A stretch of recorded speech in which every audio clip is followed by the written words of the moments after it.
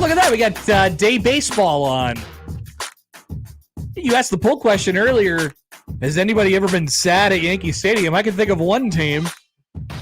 The Minnesota Twins. Often sad, often at Yankee Stadium. They're playing right now. I don't know why you were of that opinion. Seemed like a good idea at the time. It was very incorrect. Many people have been sad at Yankee Stadium, including some of our listeners. Mm-hmm. Even. All right, the NFL schedule came out last night, and this is not a topic about the NFL schedule and ranking the best games and anything like that. It's about its relationship with college football. So the NFL decided that they are going to continue to play on the Saturdays leading into the playoffs. College football has also decided that they are going to expand their playoff, and so they needed extra weeks to get all of those games in. So they'll be extending back the weekend before Christmas this year.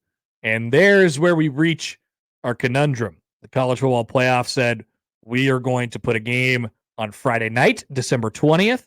We are going to put 3 games, a morning window, like at 11 o'clock, and then a noon and then a 3:30 window, and then a evening game on Saturday, December 21st. The NFL knew this information as they were creating their schedule, and the thought process was, no, they're not going to back down. I mean, and thus we have this kind of relationship that is now evolved between college football and the NFL. But I think the point is driven home by this. Not only did the NFL not allow college football to breathe at all on Saturday, December 21st, they choked them out entirely because they put the Texans and the Chiefs on Saturday, December 21st.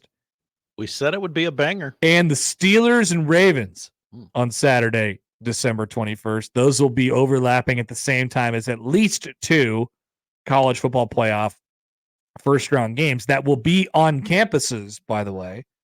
College football playoff says they'll have 3 games that day, as I just explained, early afternoon, late afternoon, and evening, all on home campuses in the college football playoff this year, which people forget is now includes 12 teams. College football overstepped their bounds here. There's no doubt about it. And the NFL played nice for a while. And we talked about the extensive sort of greed in the sport, and how it's kind of everything everywhere all the time because of the seemingly the request from people to, I want good games. I want more good games. I want more good games all the time. And trust me, I love good college football games as well, but there used to be guardrails to this. There used to be boundaries to these things. College football decided that they were going to overstep these lines a little bit. Like I said, the NFL played nice for a while, but not anymore. And it's evidenced by exactly that. Not putting crap teams in those slots. Mm-hmm. The NFL threw a big bleep you last night when they put out their schedule and said, not only are we not playing ball here and we're not moving off of the day, we are going to put very high-valued teams on this day. The Texans and the Chiefs are the 2 highest-valued teams in the NFL, according to the schedule makers this year. They were all in on the Texans. Yeah. And they're, of course, all in on the Chiefs, who play every single day of the week, but Tuesday in this year's NFL schedule. That is literally true. Mm-hmm. And then we know about the Ravens, and the Steelers are a national brand. And so we knew it was going to be we thought that it would be those 4 teams because those are the 4 teams that are mixing it up on Christmas, right? Or Black Friday. There's some scheduling quirk that's in there. And so that was the combination that they threw out there, and the NFL said, hey, look, we don't have to, like, we've been doing this for a long time. Like, we don't have to do this. Why are you overstepping? And that is exactly what happened here. Well, college football didn't have a choice with the expanded playoff. They're like, well, okay, we're going to have to. You didn't? I mean, unless they wanted to have it on, like. Let me tell you this. So the quarterfinals, which are conveniently on New Year's Eve and New Year's, So December 31st and January 1st. Oh, glad we kept that date. But those days are Tuesday and Thursday. Okay. I'm sorry, Tuesday and Wednesday. So they could have kept Tuesday and Wednesday. Tuesday and Wednesday. Put it over Thursday if you want to as well. Like, we're talking about the difference of 2 days here. There's already 10 days in between first round games and quarterfinal days. Like, you didn't have to do that. I think Thursday might have been the play in college for college football. Like, sure, you can go over the Amazon game. Yeah, whatever. How many people are watching? Thursday's a night for college football. There's been a battle over Thursday nights for. The NFL, obviously. Maybe you get lucky. The NFL's going to win. Like the NFL doesn't lose. Right. And if we're talking about a ratings battle, is there enough audience for all of them? I would imagine that you're going to see a dip with the college football playoff games, especially considering that they're on campus and as has been priorly been hand wrung about. There might be some rematches, in that. Yeah, there might be some conference foes playing each other. There might, like stuff like that. There might be some Georgia versus Liberty happening. Those games are on campus as well. I don't know about Georgia. They're probably trending more toward that bye, but Oh yeah, that's right. Yeah. There might be some rematches in those games. Like I said, the NFL is going to win. Not going to lose the battle. So you chose to get into a ratings battle, or at least put that idea up. And remember, when we talked about this, I think it came up a couple months ago, when college football said we're going to have a new playoff. It's going to be expanded, and here are the dates. And one of them was Saturday, December 21st. The NFL said, "Oh, really? Huh."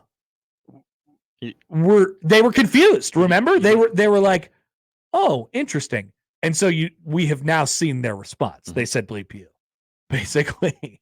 And so this is now an adversarial thing between these two.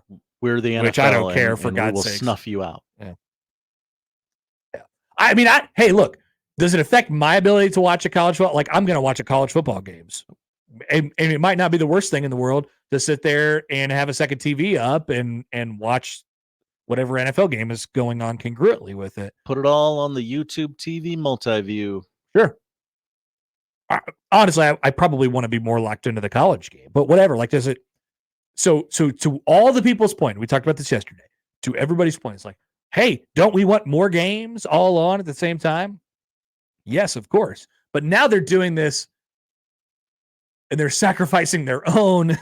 They're sacrificing their own ratings to get to that point. And like I said, I just don't know that that's always necessarily the best answer. There's only so many football fans in the war in the country. Sometimes you run out of a capacity for it, like I did last night. I was like, I don't know, I can't do any more sports today. Also on Black Friday, we discussed this for a moment yesterday in the crossover. The Chiefs are playing the Raiders on Black Friday this year. There will be 2 other NFL games that day, and there, of course, will be 2 Big Ten games that day, one of them being Nebraska, Iowa. I assume the other one is going to be Oregon and Washington.